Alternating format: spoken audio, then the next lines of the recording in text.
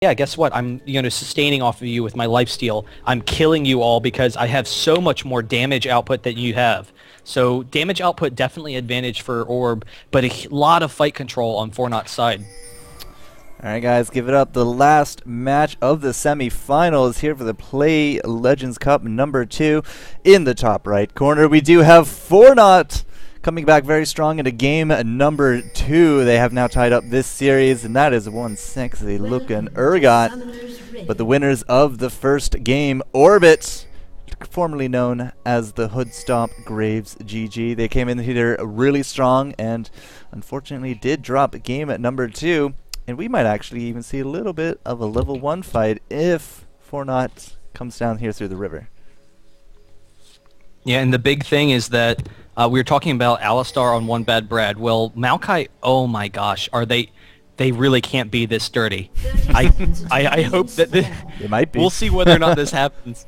But Maokai is a very similar champ to Alistar. He's a support jungler. He's got devastating ganks. So Maokai is really one of the most aggressive gankers in the game. It's really scary going against like a Maokai or Alistar as a mid lane because the ganks are just so strong. It's so easy to follow up for kills. So that's the kind of jungler that we know Brad is very capable with, and that's what he's running. Maokai a little bit vulnerable early on if you can steal the blue or you can steal the wraiths, but he's going to be perfectly fine because they're all setting up. And they already know, 4-Naught already knows they have such a huge advantage in this top lane, and they're going for the quick kill on Jax. The only concern is I don't know if this is going to work because generally speaking, Jax is going to want to play safe against Kayle. He knows Kayle's at an advantage, so he's going to let Kayle push into the tower. And then he also knows, hey, I'm a smart guy. I'm, a pro player here. Let me wait until I see everyone on the map, know where people are, before I start jumping into it. So it'll be interesting to see whether or not he falls for this, but I'm thinking he's going to sit back and play defensively for a second until he sees people on the map. And if that's the case, then 4-Naught's just wasting their time, but he's actually walking up the river, which means he's going to be walking right into their path. Yeah, he does do a little bit of a stop. He does notice where Parole is, and oh, here we go with the Q. Unfortunately, nothing will happen out of that. Kind of anticlimactic, but... And so, even though they wasted all that time, not a whole lot happening. Kayle going to recall. So Kayle's actually going to have to use the teleport, most likely. The benefit is that they will be pushed into this bottom tower, so we are seeing an early swap. So even though Kayle would do well against this Jax lane, Urgot and Soraka is going to be that much more disruptive. Like, it's not going to be possible for Jax to, farm against this lane. So it really comes down to Yoda coming in. Actually, we have the quick gank. There's the stun and the red buff. A ton of damage going off from the Bloodwater. He's actually very close to going down. If he does, that is huge. First blood going on to Udyr. Now they're turning on to Parole. And this is what we're talking about. The one thing that gets Jax into the game is that killing potential. And that is just massive for 4-Naught to be able give up that huge of an early advantage to Jax in lane. I'm a little concerned that Urgot is still up here, but it does look like that One Bad Brad has found Yoda. Unfortunately, the Q from Parole not going to be able to connect, and Yoda did do the red, which means One Bad Brad is down that red buff. That's why he had such great positioning there. But Kayle 1-on-2 down here. I mean, we kind of prophesized the Zekint up against the Jax, but it's going to be Zekint up against Hoodstomp. Is he going to be able to even do anything down here? Like, Graves is a really annoying AD, at least in my opinion, to go up against. And what can Zekint do? I think Kayle is going to be strong enough in lane that he's going to be okay. You see, he already has that fast Philosopher's Stone, so only, just under 4 minutes. So he's going to have plenty of gold from that. He has the range where he can farm a little bit. He's going to be burning through his mana very quickly, but that's what the Philosopher's Stone's for. It gives him that mana regen.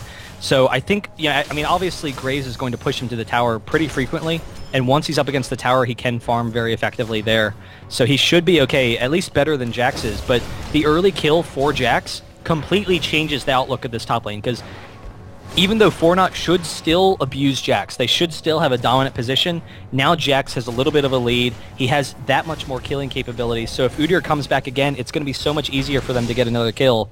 But again, you see that harass going off from Urgot, holding him out of lane a little bit. But he hasn't gone back yet, so he's got tons of gold left to spend. Yeah, I'm very curious as to what route he's going to be running. I'm always a big fan of the old school Gunblade. Well, what do you think? It's nice, but actually we do see they're going to be pushing into this tower. So Gunblade, it's really it used to be such a dominant build, and it's just it gave Jax everything that he needed. It gave him the slow, so what it did was it made Jax even stronger as an anti-carry because you could pick off people really easily. If you burst someone down in a fight, then you have an already tanky, high-damage champion. You can sustain a fight, so it's like Jax turns a fight into a 5v4 and then wins long fights easily. But the big concern is it's really not a good item choice for him anymore because of the nerfs to it. So you want to get tanky quickly. You don't get as tanky as you used to as Jax without the passive. So you want to get some early health, get some early, damage. Wit's End is a strong item on him. Any of the tanky bruiser items work very well on him. But oRb, picking up this dragon, that gold, for Jax is going to be nice. And he's actually going to be coming down bottom, switching up this lane. He's going against Kayle now. Yep, so they are going to do the old swaparoo. And I did see Lemon coming up here. It's like, that's kind of weird. Why is Lemon up here? But, Graves did help out with that dragon, and that's a 5.5 minute dragon. Like, that's going to be a lot of gold difference. And you can see off the bat, 1,000 gold in 6 minutes is a pretty sizable lead. So we're going to have to see what Jax can do up against Zekant, because people were saying that this guy is just really, really good. So I'm very interested. I mean, what we do see here, Jax does have a nice, chunk of harass damage because he does have that nice burst, but Zekant just has too much damage. Actually going to have to back off for a second. So Zekant does have the heals, doesn't really want to be burning his mana for heals though. So it'll be interesting. Takashi coming down for this quick gank. Vec definitely out of position. There's the slow. We will have the slow from Takashi. There is the ignite. He's going to be able to jump toward. Takashi jumping underneath the tower though. Will get stunned underneath this tower, so maybe going down. He is going to take some damage. Can he get out of there? There it goes with the shield. He is going to be fine. So a quick kill on the Jax, and now Zekant should be in pretty good control of this lane. I like how Maokai came in just at the end. He's like, oh, nothing to do here. And he goes on. He's going to notice that dragon is missing and kind of scratch his head and wonder a little bit. What is Udyr doing? He is running around with an oracles. Excellent map control early on here for Orbit. Yeah, I mean, they know that Brad is a very aggressive jungler. He's constantly looking for ganks. So they know they have a mobility advantage, and they want to be just as aggressive with Ahri, with Udyr. They're actually going to tower dive this. So we have a 4v2 top. Maokai not in range. We have Ahri coming in. Is going to take some damage, but it's going to be perfectly fine. Going to be able to dash out. So there's the one kill into Soraka. Parole will be going down shortly. The stun, and then Yoda is going to back out of there. Uses his flash just barely to get out of range. Brad throwing off the sapling, going to try and engage, but it's still a 4v2. So Fornot going to have to back off. 2 quick kills for Orbit, and they should be fine.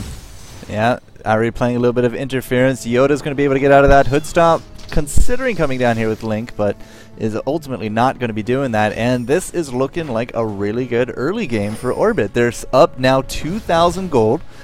And Vec not doing shabby whatsoever. He has up to 15 creeps, 29 to Zekant, but Zekant has that kill, whereas Jax has the assist, and he doesn't have that 6 yet, but I don't know if this is going to really change too much at 6 here for Jax. He's still kind of getting a little bit zoned, and Zekant's just going to have his way with this for a while.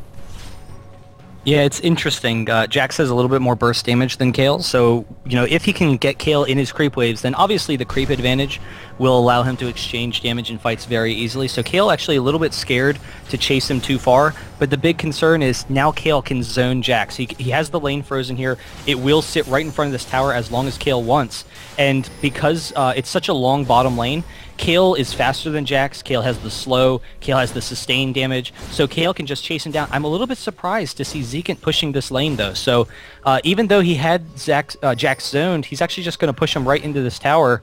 And now Vec is going to get a farming opportunity once again.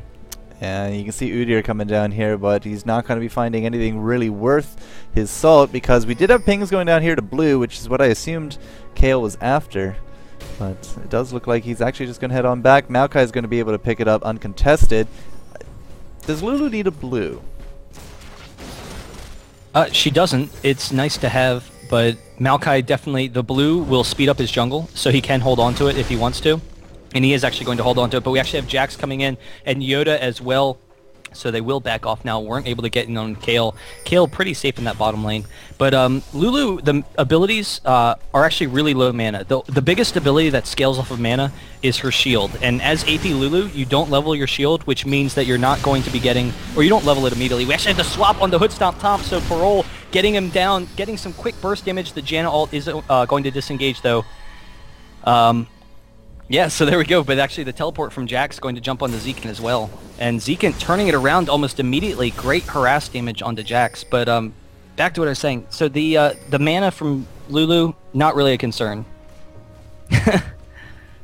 Not to worry. Yeah, Yoda still wandering around with that Oracles. Now, Zekin does know that he is being camped here, and he should still be okay if he doesn't really go past this. Is he going to come over here and say hi to Yoda? Yes. And Yoda doesn't care. Yoda? Yoda? Here we go. Bear stance coming out, throwing down the Phoenix. In goes the invulnerability from Zekin, so it's not going to matter too much. But there's an Ahri up here with the exhaust. That's going to be a kill. That was a little weird, that exchange. Yeah, I think Kayle getting a little bit, I don't know, cocky again.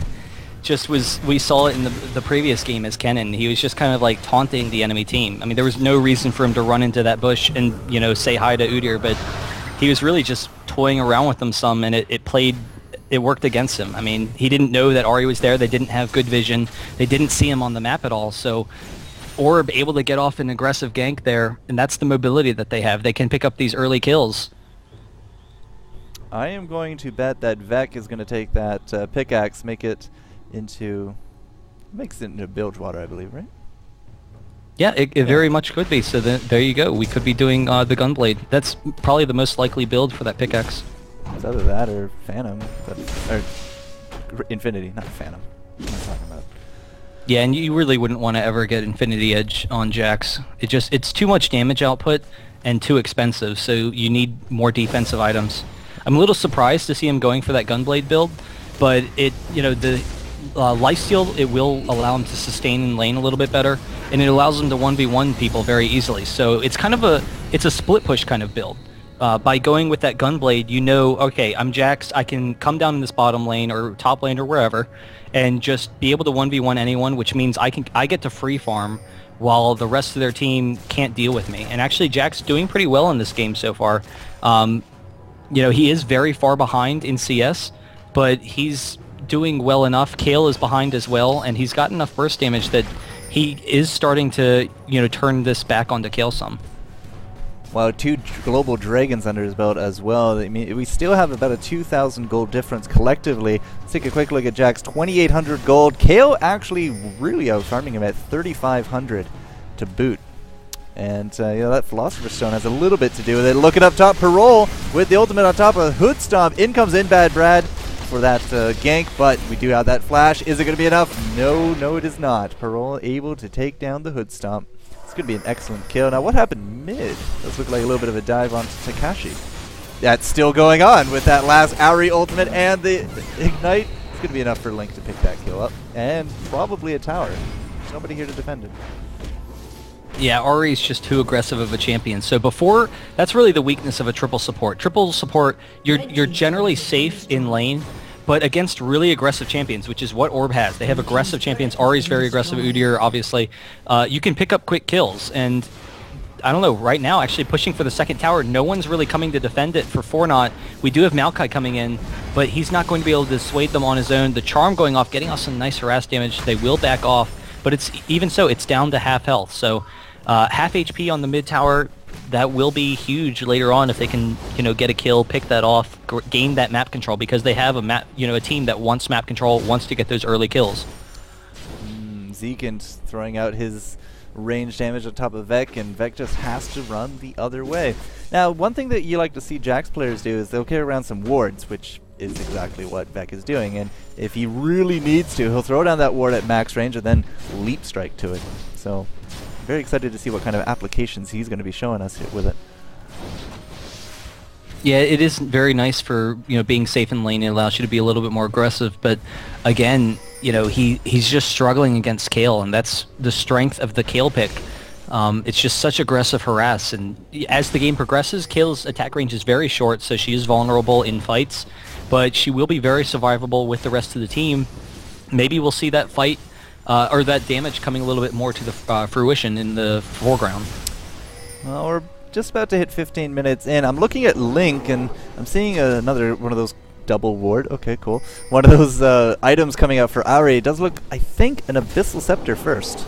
She should be able to pick that up really quick. But oRb, Orb coming in on it. We do have Yoda. Link actually dashing onto Takashi. Takashi will have the ultimate from Kayle, though, as well as his ultimate, so they're turning it back on the Orb real quickly. One Bad Brad coming in the Elimination. We do have the slow. They're chasing. Link is right in the middle of the team. They do have the exhaust, so he flashed out of there, but it actually Parole coming down, picking up Elimination, and now Link being chased down, so Fornot able to pick up that fight. Ouch. And there it is. They, just not enough burst damage. Once we get into the team fights, the triple support kind of comp, that's what they want. They want to just be able to be like, yes, you can't kill us, and then we're going to slowly wear you down, chase down your squishies.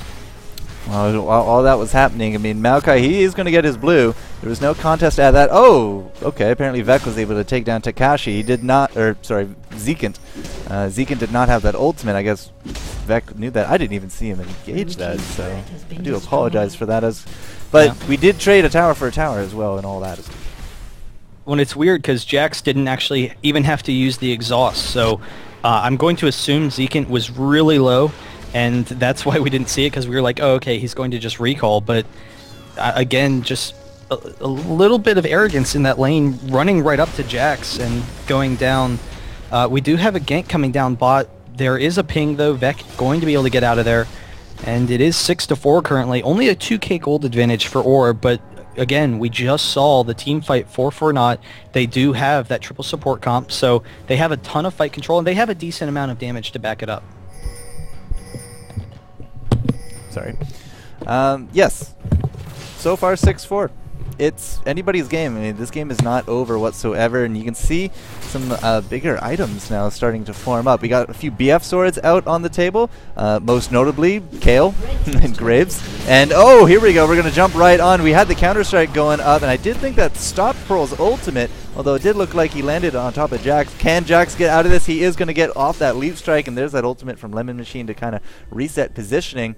And it's really good to have a leap strike to your allies. It really gets you out of sticky situations. Takashi X, however, is going to flash in with the ultimate, goes invulnerable, tanks the tower, and that is going to allow us to take down Janna. She is out of tricks. Now Vec getting squirreled and really being focused down by one Bad Brad. That will be a kill for them, but it does look like Graves was able to take out Kayle because she did not have that ultimate. Yeah. She did throw it out. In the meantime, Orb is going to be taking mid and top tower. So we had a great fight going off, but all 5 of Fornot committing to bottom lane.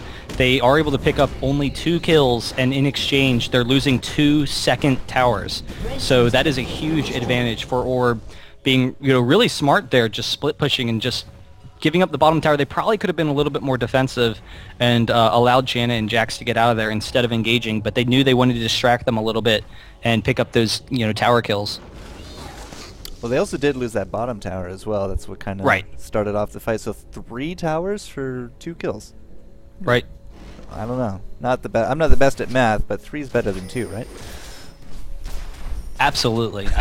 Well, it's fudgy math, but yes, 100%. I mean, the towers, because again, they have a mobile team. They have a team that wants to pick people off, so early towers are huge for them.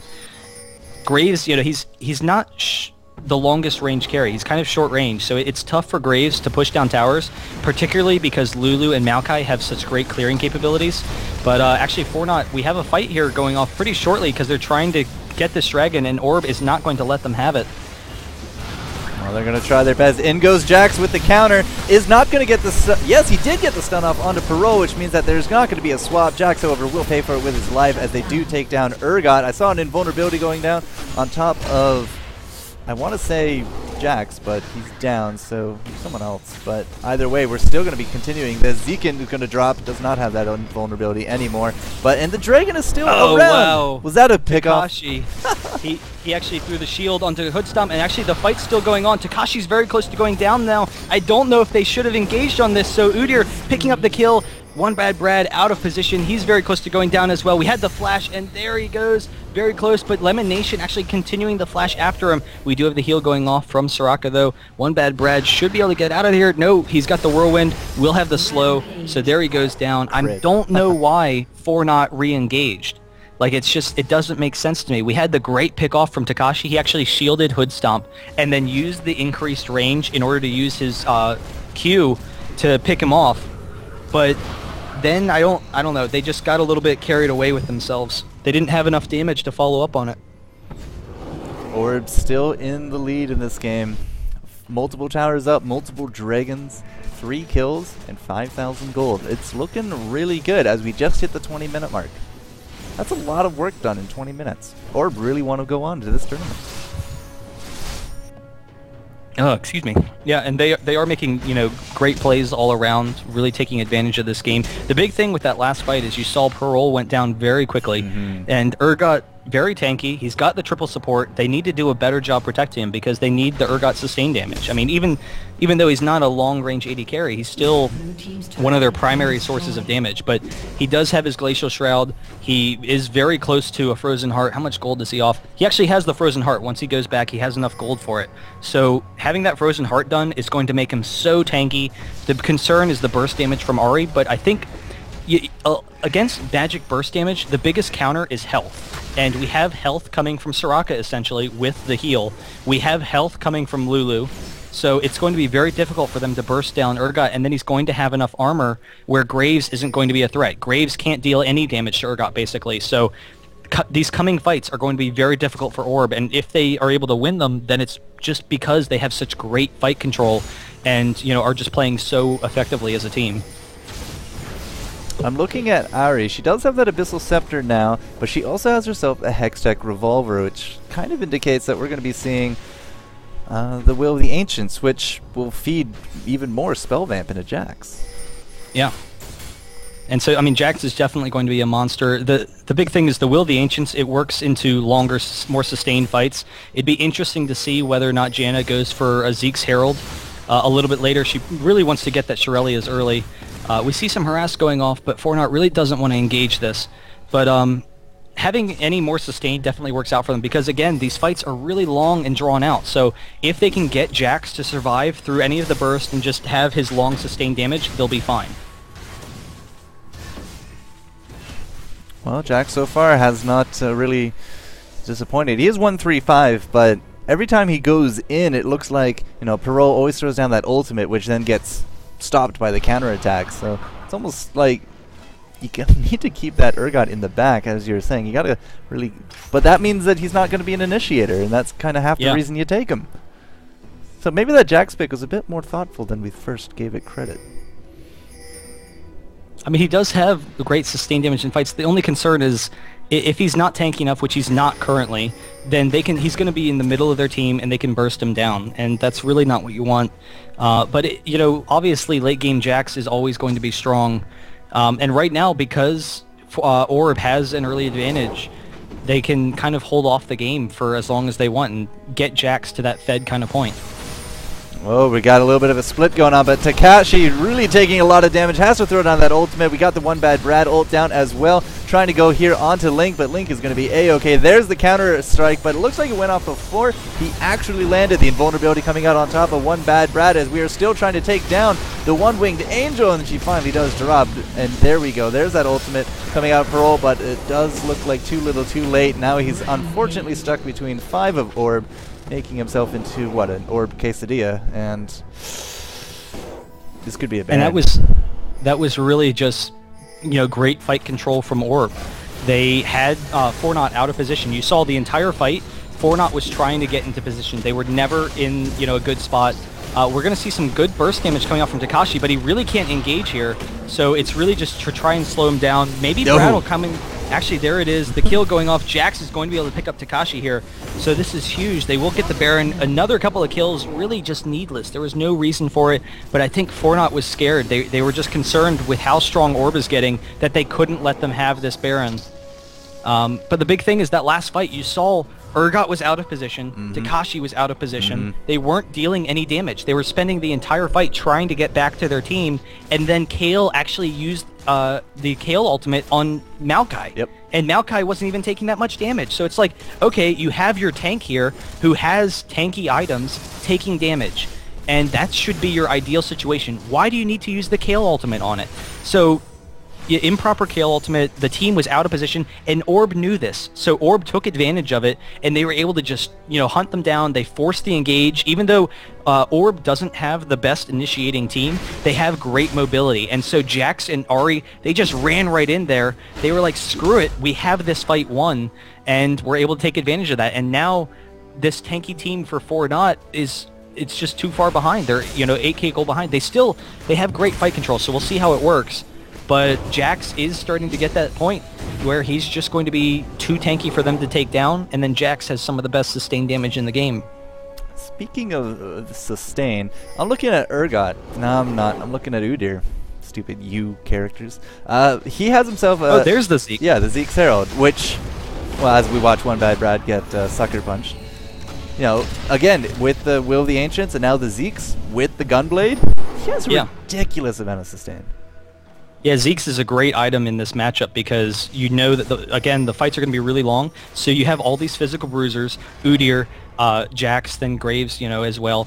He's not a bruiser. Actually, the swap onto Parole, there's the jump in from Beck. He's going to be jumping onto Parole, but they are going to be fine. We have Link coming back in, and Kayle is not with the team, so very quickly they're able to win this. We have the teleport in from Kayle, but Udyr with the stun onto Brad. There's the Kayle ultimate, but they just don't have enough damage to turn it back on them. Bloodwater very close to going down, as well as Takashi X. We had the charm. Brad going on the Link, but he's going to be bursted down, and this is huge. oRb is going to win this fight. They should pick up an inhibitor very easily off of this. Hood Stomp trying to pick up another kill. But it's just it's too far ahead now. I mean, we had great fight control from Fortnite. It would have been really interesting to see how it worked, but oRb has come ahead, and they have a much stronger sustained damage team. And then that Zeke's having that lifesteal for your entire team is just absolutely huge when you know you're going to have such a long fight and you have these melee bruisers. Aegis, Will of the Ancients, Zeke's, Abyssal. We have a lot of auras at our control, and it's working out fantastic for Orbit. 19-8, commanding lead, 11,000 gold difference, 26 minutes in. Like, we were, what, 7,000, 6,000 at 20 minutes, and we've doubled that now in just 6 minutes. It's pretty nuts. 7 towers, an inhibitor, and multiple deaths without really any kind of retribution. It's not looking good for Fortnite anymore. This is game number 3. And the big thing is that oRb is taking Fortnite out of position. They, are pushing aggressively. They're engaging very aggressively. And I don't think Fortnite expected oRb to be engaging as aggressively as they are because they don't have long-range initiation. But at the same time, Link actually is going to be caught out of position here, but he's going to jump on Takashi. We have the ultimate from Takashi. He's very close to going down. We'll have the ultimate, so Link actually going to be picked out of position here. So actually the swap from Parole as well, so Vec going down as well. That's going to be interesting. Can he pick up Takashi? He's trying to chase him down, not going to be able to get the vision. So kind of a turn of events. I was going to say oRb's been doing a great job of picking Fortnite out of position, but I'm not really sure what Ahri thought she was going to accomplish there. Just trying to be a little bit too aggressive. Again, wanted to just really destroy Fortnite. She was just like, yeah, this game's ours. Looking for that Takashi kill, but out of position. So Fortnite can come back in this. This will allow them to farm, obviously, and see if they can push to a later fight where they can win. It looked like that she was really up against the red buff, but then she just kind of got sandwiched between everything. Yeah, she did amazing burst up against Takashi, but at the same time, that ultimate of hers, all that temporary hit points, plus the bump up, it really allowed a lot of more positioning. And then Jack's kind of getting caught in the I'm trying to save my teammates, so I'm going to die honorably kind of thing, which always sucks. Just like, you're like, oh, I'll save you, and then you die, and you're like, why did I try saving you? Why did I try saving you? So I think it was more of an accident more than anything. Yeah. But the big concern for oRb right now is it's going to be difficult for them to push down towers because Lulu is actually very strong at clearing creep waves, so is Maokai. So as long as they can kind of stall out these creep waves, they can wait for the other inhibitor to respond. But because the inhibitor is down, that's going to force a 4v5 on one of these lanes because Urgot's going to have to kind of sit bot a little bit. And that kind of disadvantage could allow oRb to win a quick fight. But actually, Brad, with the Shurelya's coming onto Hood Stomp, will get the slow off. He's very close to going down. Very quickly, he does go down. Hood Stomp should be very close as well, but the Whirlwind stops the ultimate, so Hood Stomp is perfectly okay. They are not able to get enough damage down, and no one going down for oRb, so Parole going down as well. There is the ace. This is the GG. oRb is going to be able to push down the Nexus here, and so they are going to win this game. Just great play all around in countering that support team. I wonder who robbed Ahri of the Penta. Because Ahri definitely got a Quadra there right there. But wow, it's a very strong play. Orbit doing some amazing work here up against Fornot in the semifinals.